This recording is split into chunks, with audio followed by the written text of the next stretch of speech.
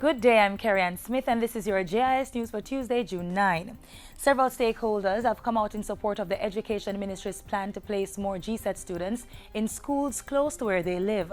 President of the Jamaica Association of Principals of Secondary Schools, Heather Murray, tells JIS News that it is a move in the right direction.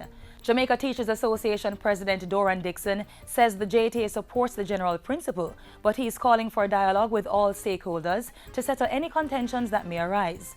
Meanwhile, Executive Director of the National Parenting Support Commission, Dr. Patrice Charles Freeman, says the policy could see parents benefiting from a reduction in transportation costs and less opportunities for negative things to occur.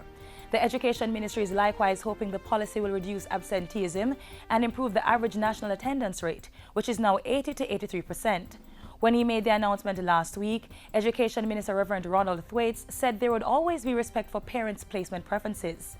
This week, he clarified that the new policy is to manually place those GSAT students who are not assigned to any of the institutions of their choice. This year's GSAT results are scheduled to be released the third week in June. The ministry says 75% of this year's cohort will be placed in high schools of their choice based on their grade performance. Government will be introducing stiffer penalties, including increased fines for tourism breaches. Tourism Minister Dr. Wickham McNeil says recommendations for changes to the Jamaica Tourist Board Act will be placed before Cabinet within the next 3 months. He was speaking recently at the 54th Annual General Meeting of the Jamaica Hotel and Tourist Association, JHTA. While acknowledging that most JHTA members were regulated, he said there were several persons operating within the sector who refused to be compliant. This, the minister said, placed the industry and brand Jamaica at significant risk, and tighter regulations were needed in order to safeguard the sustainability of the industry.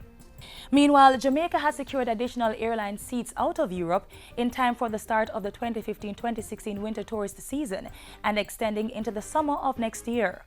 Tourism and Entertainment Minister Dr. Wickham McNeil says starting November 19, Thomas Cook Nordic Airline and its affiliate Ving Sweden will commence operating flights.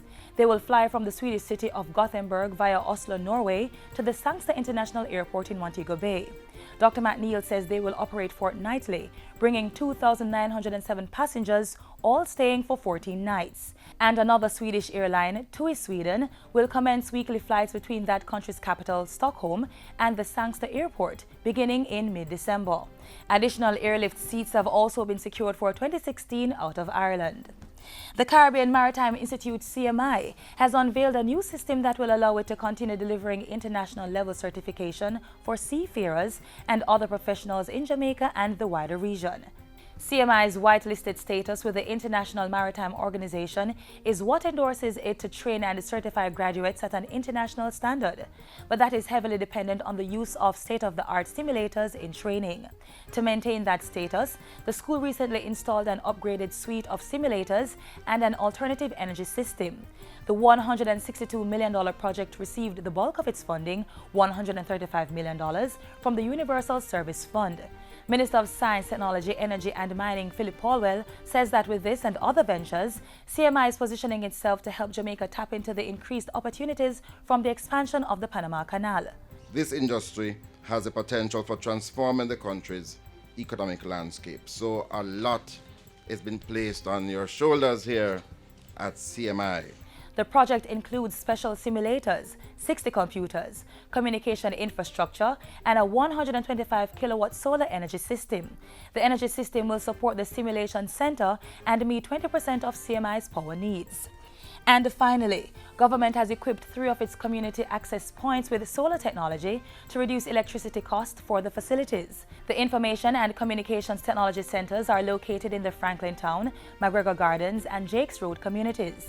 They are financed by government through the Universal Access Fund, after which communities take on responsibility for their operation, including paying utility bills. And by far the largest cost that the community-based organizations have to face is the cost of electricity. So this project will reduce the cost significantly. It will allow the community to provide services either at a discounted rate or even free to those persons who are the targeted persons who we want to be using computers in the country. The government of New Zealand provided the funding to completely outfit the centers with solar technology. On a recent tour of the centers, the Science and Technology State Minister said the ministry would be assessing whether the project could be replicated in other community access points. because all the community access points face the same challenge of the high electricity costs. So if we can get the funding, then we'll try and see how we can roll this out. And that's it for JIS News today. I'm Carrie Ann Smith. Thanks for watching.